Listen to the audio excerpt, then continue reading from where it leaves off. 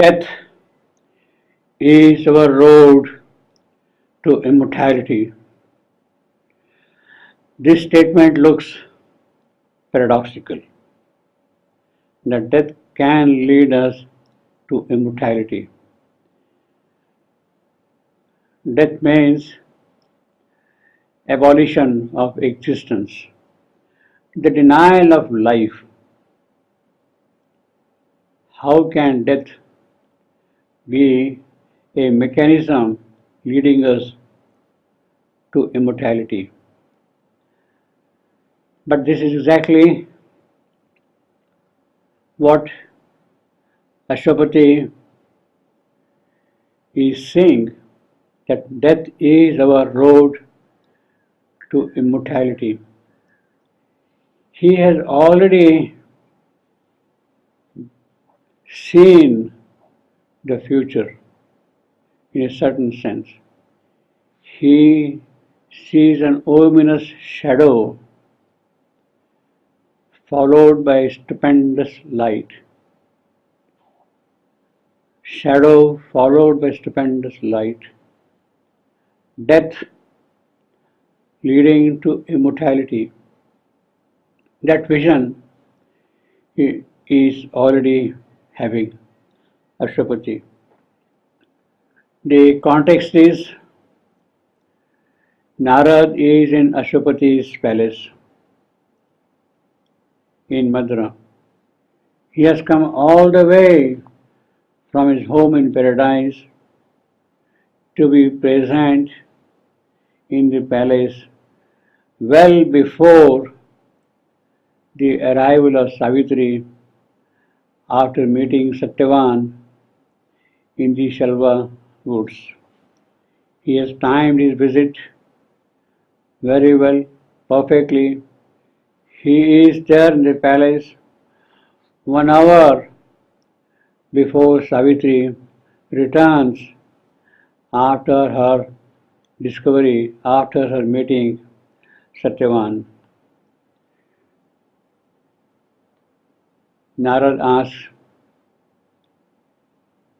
innocently, so to say, about who this princess is, who this maid is, who this bride is. And Ashwapati tells him, yes, she had been moving from place to place in search of her life's partner. Now that she has come back, it means she has definitely found her mate, her life's partner, her lover. And therefore, it is opportune, it is auspicious, it is very sacred, very pleasing that you should have been here to give blessings to the young couple who will be joining together in their life. Satyavan and Savitri joining together. You have come here from heaven. Please give your blessings to them. So it is an auspicious moment also. And Ashwapati asked his daughter Savitri about the discovery she has made, the lover she has found in the distant land. Savitri briefly tells him that she met Satyavan in the Salva woods and they had decided to be together. Decided to be together, whatever might be the other issues involved in it. They had decided to be together. The moment Ashwapati hears the name Satyavan, he, the yogi, sees a heavy dark shadow floating over the head of Satyavan. He feels something ominous behind it, behind this union of Satyavan and Savitri, a dark shadow, something not immediately acceptable. This is what he sees there. But at the same time, in the same vision, he sees that the dark shadow is chased by a stupendous light. It is a stupendous light which will drive away the shadow. The shadow will not be able to bear the power of that light.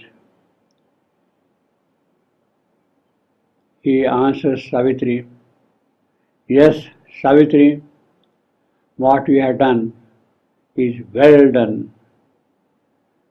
She has chosen well. And if it is all, then nothing else need come in the way. If this is all shall be well. She sees the shadow, and therefore he says, if this is all, yes, all shall be well. The yogic conviction in him assures him that the shadow will get dissipated, will disappear, and there will be only the presence of the stupendous light. But in the meanwhile,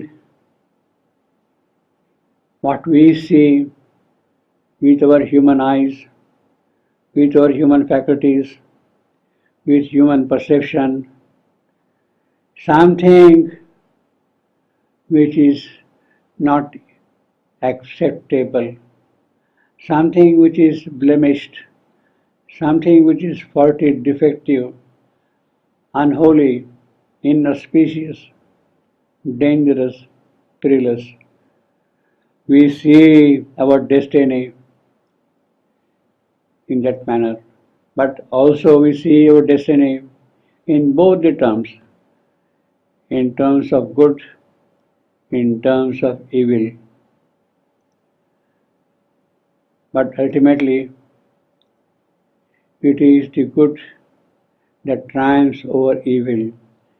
It is the eternal good that will prevail over all circumstances.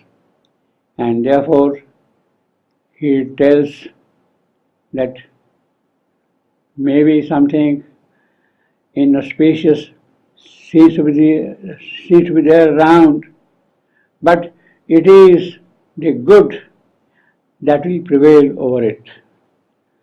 He sees the occult meaning of death that is chasing Satyavan. The dark shadow of death is chasing Satyavan.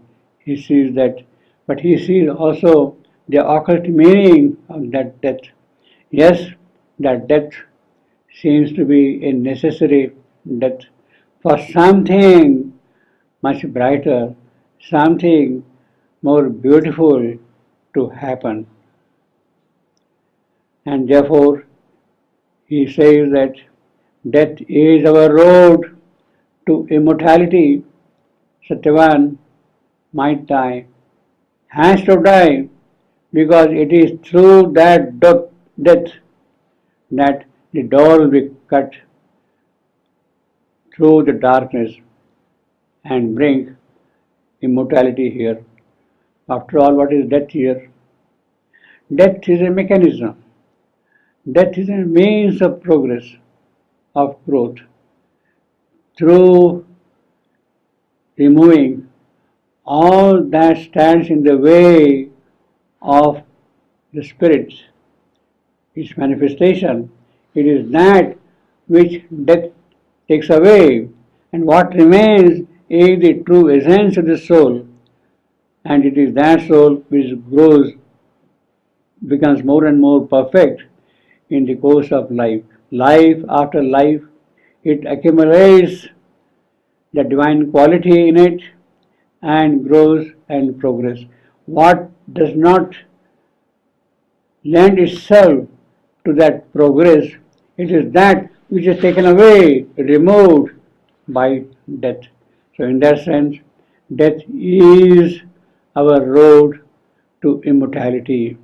But at the same time, death in his primordial form is the denier of the divine himself. And maybe today death is necessary to make progress. But as long as death is present, things will always go bad.